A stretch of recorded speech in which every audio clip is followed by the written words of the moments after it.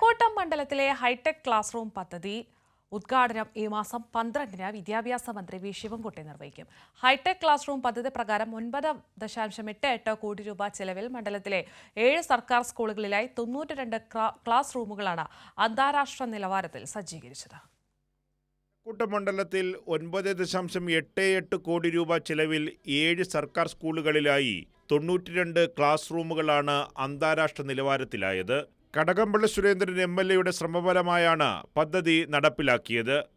നമ്മുടെ സംസ്ഥാനത്ത് ആദ്യമായിട്ട് കഴക്കൂട്ടം നിയോജക മണ്ഡലത്തിൽ കുട്ടികളുടെ പഠന നിലവാരം മെച്ചപ്പെടുത്തുന്നതിന് സഹായകരമായിട്ട് സർക്കാർ സ്കൂളുകളിൽ ഹൈടെക് ക്ലാസ് റൂം പദ്ധതി പ്രകാരം 92 ക്ലാസ് മുറികൾ 9.88 കോടി രൂപ ചെലവിൽ 7 സ്കൂളുകളിലായിട്ട് പൂർത്തീകരിച്ച് കഴിഞ്ഞിരിക്കുകയാണ്. അതിനകത്ത് 75 ഇഞ്ച് പ്രൊഫഷണൽ LED മോണിറ്റർ ഉണ്ട്, OPS കമ്പ്യൂട്ടർ ഉണ്ട്, UPS ഉണ്ട്. പിന്നെ മുറികൾ എയർ കണ്ടീഷൻ ചെയ്തതാണ്.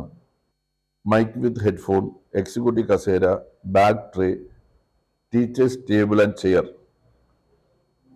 ഇതാണ് ക്ലാസ് മുറികളിൽ ഉണ്ടാവുക.